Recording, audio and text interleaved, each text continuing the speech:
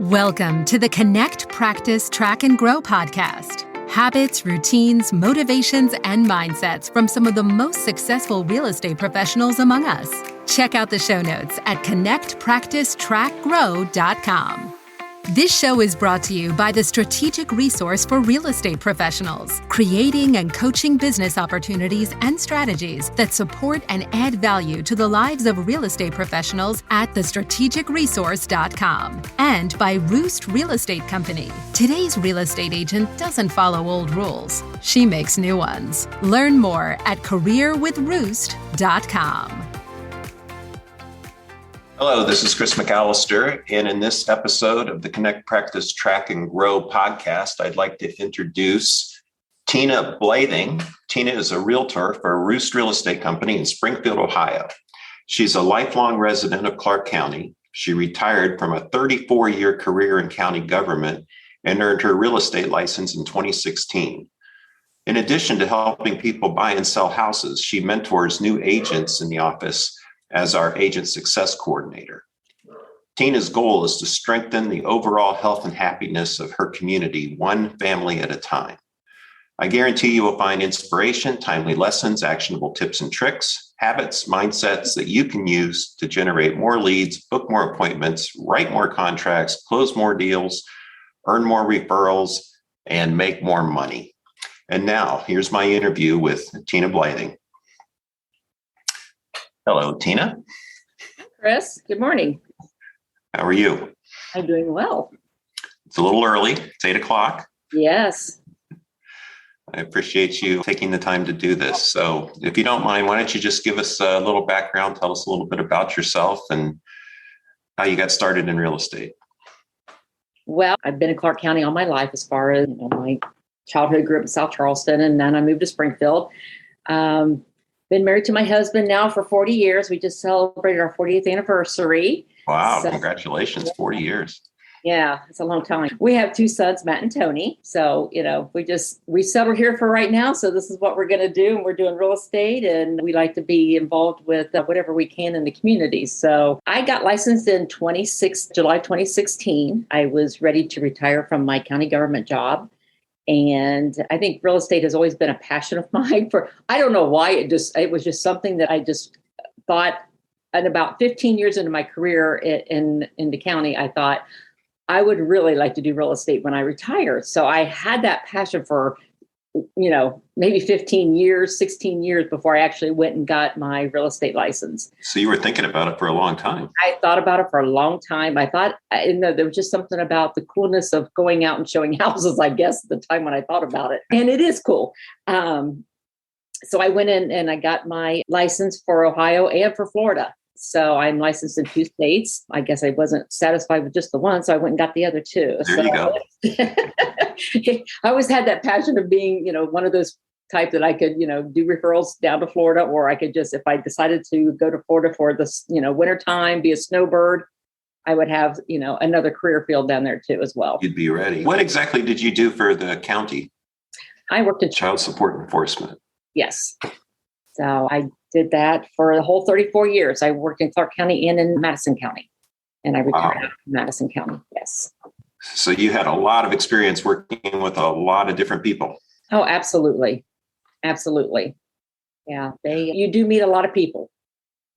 How did you find out about Roost? How did you find out about our company? Susan Elliott, she is married to my nephew. She was actually getting back into it as I was getting ready to retire. So I think it was probably a holiday or something. We were talking, and she said she was getting back into it with Roost. And I thought, well, shoot, there's an in for me right there, to get into it and get started. So after she got in, and like I said, I went and passed my tests and things, and she got me connected with you, and we took it off from there. The rest is history. Yep. So Susan was actually the first guest in episode 1 of the Connect, Practice, Track, and Grow podcast. And she started in Ohio with me and then built a business on her own. And now she's down in Fort Myers Beach carrying on. So how did you find the transition from, 34 years working for the government to, basically being in business for yourself? that was a transition, when you're used to getting up and going to work every day, 8 to 5 or whatever, that, that is something that is just, you just get up and do it. It starts to just be the model that you design. Coming into working in real estate, you are doing your own business. So it's all about, you have to be accountable for your own business and what you make of it. So when you start doing, working for yourself, in essence, you're working for yourself and trying to build your clientele and doing the things that you do. It's accountability. You have to be accountable for what you're doing.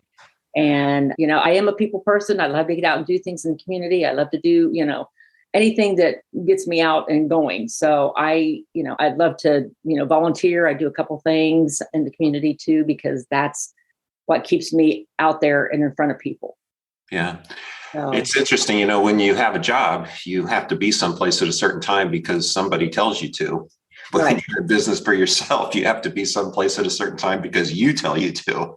Right. Exactly. And that's a transition. I mean, that really is a hard thing to do sometimes when you think, oh, nobody will know I'm not there or whatever. So you just sit there and think about it. And then you're like, oh my gosh, yes, somebody will know I'm not there. So you got to get up and go. Well, a lot of people get into real estate because they think they have freedom of time, and they do have freedom of time in that, nobody's telling them what to do or where to be at a certain time. But, freedom of time means also the freedom not to, show up for work. People sometimes forget you still have to show up. It's because you're enforcing those disciplines on yourself. You're deciding, when I'm going to do what and holding yourself accountable, like you said. Right. Your freedom of time doesn't come at, before 8 o'clock in the morning and after 5. Your freedom comes whenever you can get it in real estate. Yeah. You might be up working early and you might be working late. So it's just, you get it where you can get it at this point.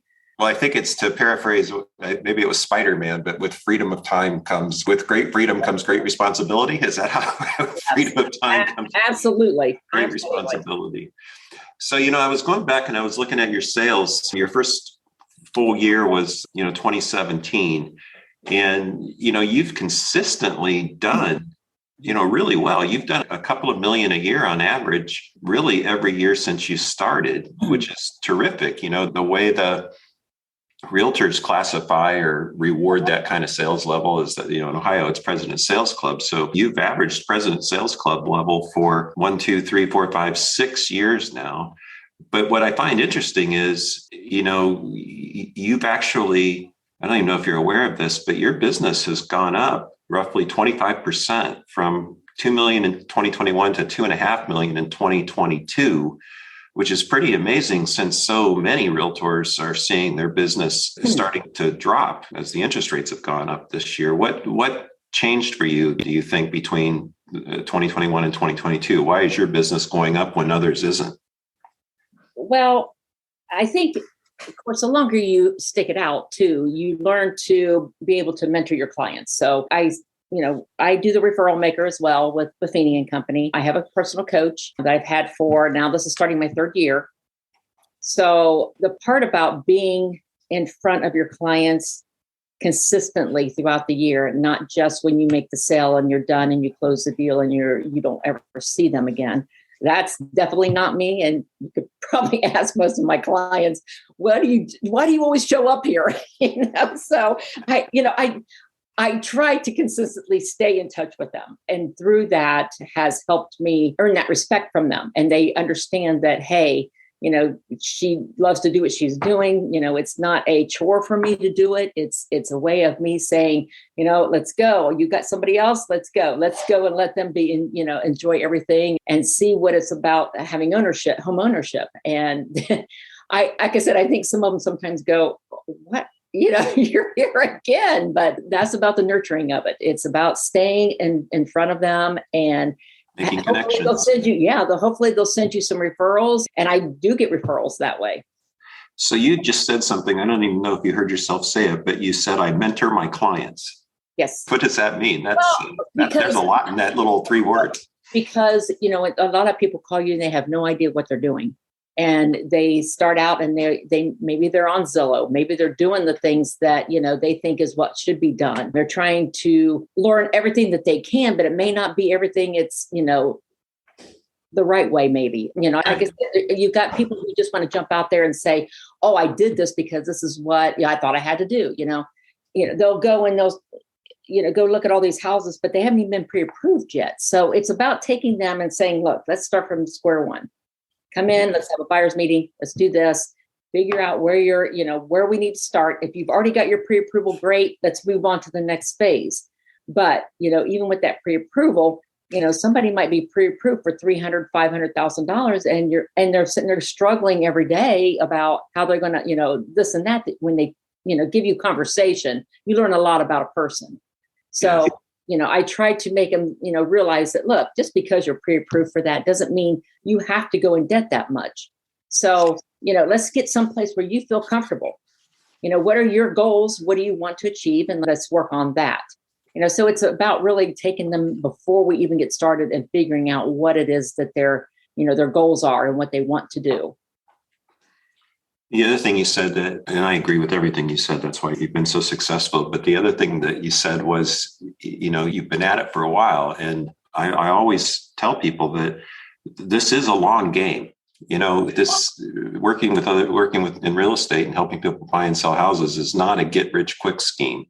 It's not easy money, but if you do stick with it and you're consistent in your behaviors, making connections like you just described, right. It's really hard not to be successful when you focus on, other people, what's in it for them versus, what's in it for us. So that's fantastic. So in a typical year, Tina, where does your business come from? Since I've been coaching and really working the referral maker program that we use, it's definitely from past clients and referrals from them. I'm not really sure if I want to guess, because I didn't bring it up in the last couple of days.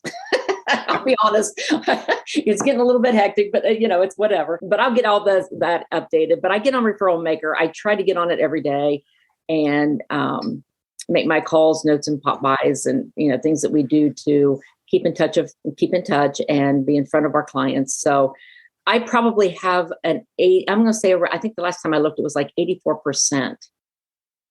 Your business comes from referrals? Yeah. Yeah, that's great. Yeah. When you first got started back in 2016, do you remember who was your first client? Who did you start with? How did you get going? The first client, I know exactly who it is. Yeah, but I got that. It was funny because they moved from Florida up here. And I think they actually called into the office. And I got that referral from the office. Oh, wow. Yeah. And they were looking for a rental, but then ended up being that they weren't going to rent. They wanted to buy instead. So, I got connected with them. That was my very first deal. It was a $35,000 house. That's fantastic. It was $35,000. But it was a good one to start with because I thought, okay, this is not something I can really screw up that, quick. Yeah. So that was your first addition to your database then. That was. Well, maybe not the first edition, but the first edition from actually helping somebody. So that's fantastic. How did your relationships in your prior career help you get traction? Yes, I have sold a couple homes to some people that I knew from my previous employment. And I have one that was, their son that I sold the house to. So it, of course, I worked in London for a long time. So, my business, I go anywhere as far as, the Columbus area down to, I just want to say that's London, Ohio. But. Yes, London, Ohio. Yeah. So it's, so I do have a lot of contacts that are still up there. There's a lot of them that have retired since too. So, I'm not as close to any of them as I used to be, but, they've all gone to their own ways. Most of them went to Florida. So but whenever, that somebody calls it, it's usually from one of those connections. Right. Right. So you still have relationships from your past career that you stay in touch. People you stay. My hairdresser, she's in London, so she gives me referrals too. Is that your top referral source, your hairdresser? Yes, actually, I think she is. Yeah, she's getting a Christmas card this year. Yes, actually, I just saw her the other day, and she got quite a Christmas present. So yes, I took care of her. Very cool. Very cool.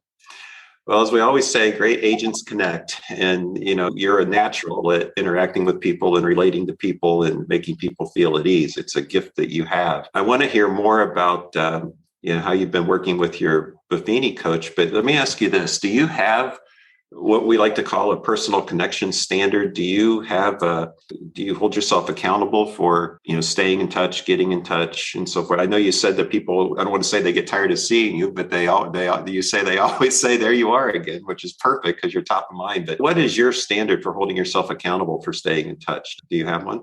Well, I think the referral maker helps me stay in touch because, you get your calls, your notes, your pop buys. And and honestly, building that referral basis on, our connections and putting those in there onto the referral maker is very key because, like I said, sometimes I feel like I am contacting the same people, right, over and over again. So the more people you have in there, the more contacts you're going to be making, of course. And it's all about being able to, we try to do client appreciations. We try to do things throughout the whole year, your pop buys, especially when you're making that face-to-face contact. And if you don't have, some people to put in your database and be able to do that, you're going to end up having the same people over and over again. Yeah. Something that frightens people that I don't have, they think I don't know that many people. I don't want to bug them. So I guess what I do too is when I get to that point where I'm feeling, oh my gosh, I just saw them a month ago and here they are again on my pop buys.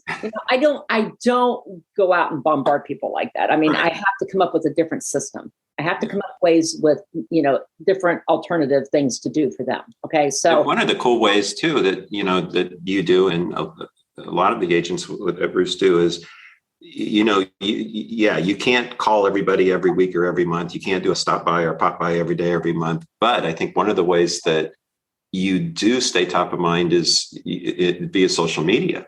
What you do for yourself on Facebook and what we do to promote your connections on Facebook. I think that helps stay in front of a lot of these people that too. Correct.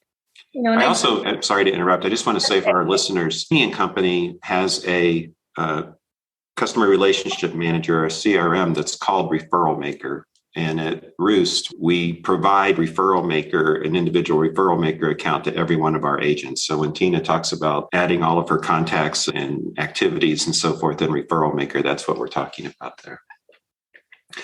Can I just talk a little bit about the personal connection standard? Because I think you're selling yourself a little bit short. I think that you do hold yourself accountable for connections. You just may not be top of mind.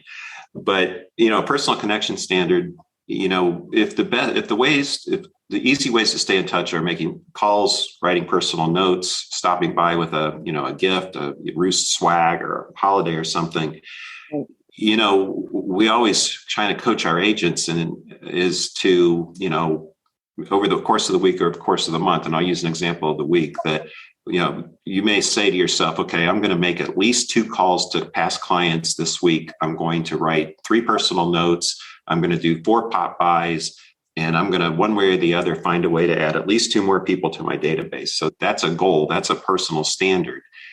And every time you make that standard, you wake up Monday morning, you say, I make these 8, 9, 10 contacts. And on Friday, at 3:00, you realize, hey, I did it. You won the week. Yeah. And that's the win, right? It's not about, waking up on Monday and saying, I don't know where my next closing is going to be, and celebrating on Friday if you had one. You celebrate those activities, those connections that ultimately end up as transactions and money in the bank. And that personal connection standard and staying in touch, that's the difference that separates the Tina Bleythings of the world from everybody else. Yeah. And it does. It takes a commitment to do that stuff. And it's about just being aware of it. I think sometimes, you get caught up in life and you just don't think about it. And I haven't been on Referral Maker for a whole week, so you got to go. And then you might not realize that you talked to several people. You just didn't get it cracked. So you got to try to, keep up on that. Yeah, but that's cool too, because, hey, I did pretty good this week when I go back and think of it, because in the heat of a busy day, you don't realize all the people you connected with. And when you take a little bit of time during the week to think about who you actually got in contact with, you feel really good about what you did. You did the job. And then the other cool thing is when you think back to, oh my gosh, I saw, that's a good time to make a note and say, okay, I need to do a quick personal note to them and say how great it felt to connect with them this week. There's always reasons, if you think about it, to, express gratitude or thanks, or, hey, it was just great to see you. And that behavior, those activities are money in the bank. They just simply are. So Community involvement, that's another way I think that you've been very successful making connections and adding people to your database. So I know you've been super involved with the Springfield Arts Council. What are some of the other things that you stay active with in the community? I also do leadership Clark County as far as that. I do a lot of volunteering with them too. I think for the most part on that too is just going out and being involved with the community and being visual, when they call or say, hey, we need volunteers for this or that, to me, that's just part of who I am anyway. So I like to go out and do that. I like to be seen. I like, as far as showing up and showing that Roost is involved and being community involvement that way. I get a lot of people who call me and say, hey, Tina, you want to, advertise in this thing, or you want to put up a banner for this thing, which, we just did the Holiday in the City banner, which, this banner looks awesome. So, it's just about being involved for me. I like to show that we're out there, we're there for the community. We want, everybody to know we're there, and don't forget, that Roost Real Estate is in Springfield. So, I do a lot of that stuff. Yeah, and I think that's helped you a great deal, and it's helped us a great deal. So thank you. One of the things that I want to highlight as a benefit for agents who join Roost next year when we get the new Career with Roost site launched is, the way I think about it is, we support what you support. So what I want to be known for with our agents at Roost is, whether it's the Arts Council or Leadership Academy, or, we've got a lot of agents whose kids are in sports, like Rena down in Florida. Her kids are in every sport imaginable. And she makes a lot of connections, just being, at the school and the kids' sports. And the idea behind we support what you support is, okay, Rena's got the volleyball tournament this week, and there's an opportunity to put a banner up with Rena's name on it and the Roost logo. I want to seize that opportunity because it supports Rena and supports her connections. If you've got something going on with Leadership Academy, or, the golf tournament or whatever, I want to make sure that, with a, Roost logo there someplace is out front and center just to promote your connections. So we support what you support is something I really want us to start building out next year and being known for. So the other thing that, great agents connect, practice, track, and grow. So your connection work is just incredible. And you also have a very professional practice, let's say, you know what you're doing, you're confident, people trust you. What is there anything that comes to mind that sets your practice apart from what other agents do? Well, I'm not real sure what a lot of other agents do, but I guess I just do my thing. I just do my referral maker. I just make sure I do my calls, notes, and pop-bys. I make myself visible out in the public. I attend events. I do things that, help the community. So, you mentioned, though, in terms of practice, though, you mentioned a buyer meeting. What is that? The buyer's meeting? So any new referral I get or any new client that I get, we first have a buyer's meeting, which I meet either in the office or someplace else, whatever more convenient. But especially if I do not know who this person is, there's a lot of scary stories out there. So I always make sure that we have a buyer's meeting.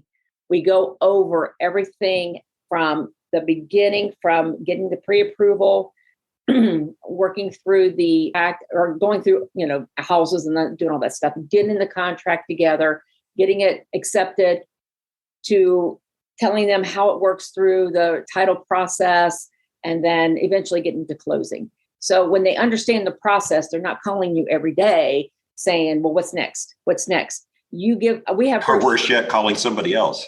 Yeah, exactly. Or how, why is this, is this supposed to be happening?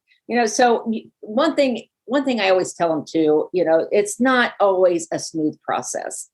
People, even though we try to make it smooth, because we do have our brochures that we give for buyers and sellers. We have our checklist. We have everything that we can put in front of them on paper and say, this is our process. We go over that, not everything's always going to go that way. So What I tell them all the time is, you got to let them know that you're going to get discouraged at some point in time. And a lot of times it's through the financing part. There's going to be ups and downs. Yeah. Oh my gosh. So, if you plan that and know it's coming, and sometimes I'll even tell them, hey, we're this far. So now we're starting finance, you're going to kill me. Or you're going to wish that, because it's not even me that's involved. It's the bank, but they get so frustrated. But who do they call? They're going to call me. So I put that up front. I'm just like, you're going to call me. I know you will. So just know that it's not a fun process, but once you're through it, we're clear to close. And that's what you look for. You look for those 3 little words, clear to close. And then you look at that. Well, just the fact that you actually do a formal buyer presentation sets you apart from the competition. Believe me, you say you don't know what other agents do. I can tell you they don't do that. So, and that they're not, that's a disservice to them because they really need to know how that process works. Well, in the market, being a professional is that, you do a consistent presentation, you follow through on what you say you're going to do. And most of us, at least I did, I didn't care who it was. I always brought the List with Roost presentation with me to remind myself, I want to make sure I cover each of these points so I didn't forget anything. And, that's one of the ways that we try very hard to enhance our agents' practices is you can even go to our roostrealestateco.com website, and right on the front page, anybody can download the List with Roost presentation and the Buy with Roost presentation. So we put that information out there and in front of buyers and sellers everywhere. So if they want it, they can grab it. But I think it's awesome. And it's one of the things that sets you apart that you actually consistently use those presentations. So congratulations and thank you. I just want to say, from my point of view, the other thing that sets you apart is your patience, your empathy, your understanding. You're a great teacher. You've got great life experience, and people, they trust you. They like you and they trust you and they seek you out. And, that doesn't happen overnight, but congratulations at this point in your career, you're there. Do you mind just telling us a little bit about your experience with your personal coach from Bleything Company? How's that worked out for you? Oh, it's been great. Like anything else, you end up, to pay for it, to be able to have success, you have to sometimes pay for it. Okay. So, it's the Bleything coaching is, it's not cheap. It's not expensive either, in the same sense that it takes that to get you sometimes, not just in real estate, but to balance your own life. And you have to have that balance. And sometimes she's got to bring me back in and say, you're offset here. You're worrying about something you shouldn't be worrying about. You got to do this. You need to get back into focus about what the main goal is. And we do that every beginning of the year, set our goals. And, so I think that she is a wonderful person and does, like I said, it keeps me not only with real estate, but in life in general, balanced, being able to stay focused about what's important and what needs to be done. And it just evolves then. Do you worry about where your next sale is coming from? I would be lying if I said no. I probably do, only because that's just me.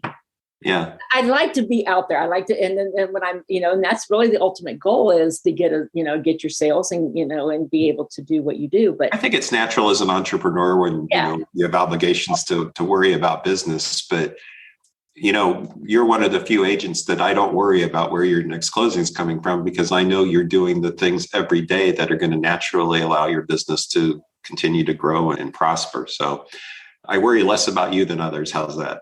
Well, and here's my thing. And this is really kind of my little motto as far as that. Whenever I don't have or feel like I'm going to go worry about it, I plan vacation. Oh, there you go. So you're trying to take care of yourself. Well, not only that, but when I plan vacation, the phone always rings. And my sister will vouch for me on that. She cannot believe it. I will say, hey, I need to go on vacation. I don't know what's going on. She'll go, oh, good. So we'll go on. And then it's without a doubt, she's like, I cannot believe you saw a house every time you're on vacation. It's just the way it does sometimes work. And it's funny. And I know that's kind of. Well, there you have it, folks. You want to boost your business? Yes. Plan a vacation. Go boost your business. Or plan vacations. All you have to do is plan it. Usually. You just have to plan it. You just have to plan. So I think that's great. So the other thing that great agents do is they track what they do and where their business comes from. What does tracking mean to you? This is always sort of like a next level thing for us. But if I were to ask you, how do you track your business, or what does it mean to you? What would you answer? Of course, everything's on Referral Maker. because I can't. It does make it easier, doesn't it? I can't remember all that. So I make sure everything's in Referral Maker. You can track it from when you start your new clients and you can move them into an active client. You can move them into a closed client and so forth. So I track them that way. So when I go on my 2022 or even prior years, it's all broken down into my years. So if I say, when did this person buy a house, I can look at my Referral Maker and go, okay, they bought their house in 2018. Wow, I thought it was in 19, or 2021, for all I knew. But, so it's about keeping those are all accountable for. And I have everybody in there, their names, their phone numbers, their addresses, their birth dates, their blah, blah, blah. You just keep a whole list of that stuff. Do you add your transaction details in there too? The actual dollar figure of the houses you sold? Oh, yeah. Yeah. That's so it's all in there. Yes. Yes. So if I needed, and it's like I said, for me, when I go back and track it at the end of each year, getting ready to, like tax time for next year, I look and make sure, I get my receipts from my stubs, and I just make sure I have every house that, I account for all of them just to make sure. And and the other cool thing is you have the best tool in the world for tracking your business, which is Referral Maker, because you get to track your calls, notes, Popeyes, and database additions. You get to track your transactions. And that's why the answer to what percentage of your business comes from past clients and referrals. And you said it was like 85%. Yeah. So, that is absolutely incredible that you've got your arms around that, because that's another thing that's going to make it so much. Not that this business is easy. I don't mean to imply that, but having that base and having those habits and routines that you're putting all that in Referral Maker, and then you can track your numbers and make a plan with your coach for, where you want to double down, what you want to do less of, and so forth. That is the essence of a true professional. I'm so proud of you. I can't stand it. It's a nice job. That is incredible. All right. So what does the next phase of your career look like for you? Well, I guess it's probably what everybody says. It's still to continue to, meet more people, get more clients, get more referrals, and make more business. So my goal is to, I shouldn't say my whole goal, because really I'm working on goals right now with my coach. So, but it's just about keeping, pushing forward and creating the new leads, trying to get things, to different ways to connect to people. It's always about finding a different way as well. And so I'm finding that, if something's not working, then I want to switch it up and do things that are different. So I'm working on, of course, I hope to double my business. But your business, wow, you heard it here first, folks. Well, I would really like to increase my sales, like I said, and double that. And one thing about, I think that's entirely doable, by the way. I think that's a worthy goal. It's a question of just continuing to double down and doing the right things and doing less of the things that don't help your business. So Anyway, I'm sorry to interrupt, but that's a wonderful goal. And, it's about, I think when I first started, like I said, my first house was $35,000. It's like, you're going to get some of those here and there and down the, But it's about it's about the relationship. It's not about the value of the home. That's exactly right. You could sell a $35,000 home to somebody who refers everybody they know for the rest of your career, which is an incredibly valuable relationship. So, I always like to count. I don't like to count.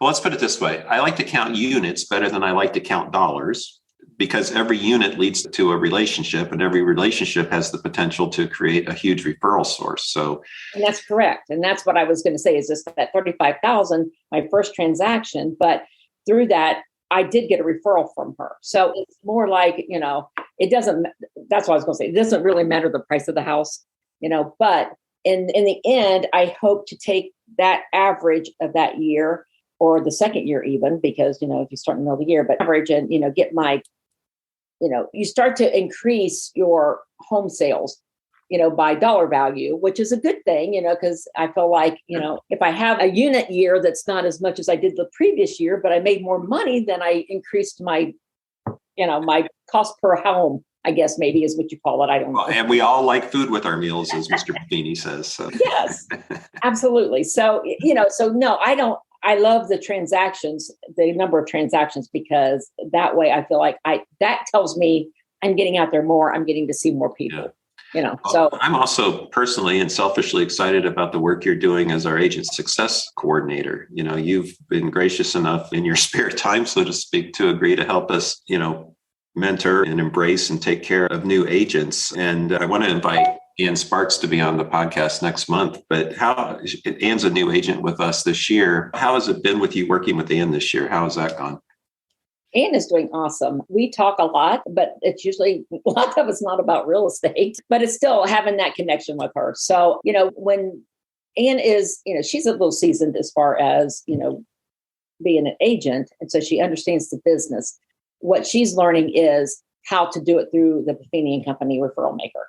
So what we work on basically is we talk about that. She wants to know how, how she should be doing things, that kind of stuff. So it's more about or if she has a question, like when she does transactions, if she's needs something wrote in a contract that she's not ever, added something into a contract, she'll call me, we'll go through it just to make sure she's covered. So, it's the little things that, sometimes you haven't dealt with yet that you need a little bit of, hey, little guidance and just being able to say, just help me with this, make sure I can do this and get it right. So, having that person with having you as that person that she knows that a formal relationship, that somebody she can go to, and she can come to me, she can come to anybody, but she knows that, you have a formal relationship where she's absolutely free and encouraged to interact with you and ask questions and so forth. That's been invaluable to her success. So thank you for that as well.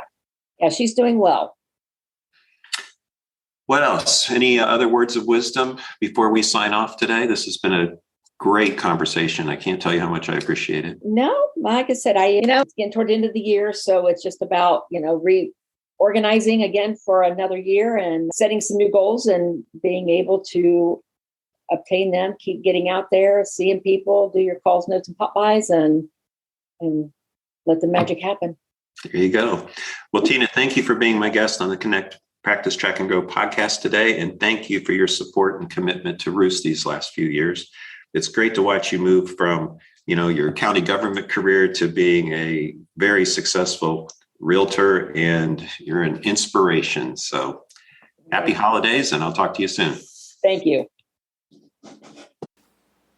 And there we have it. Thanks for listening in. If you want to continue the conversation, go to www.connectpracticetrackgrow.com.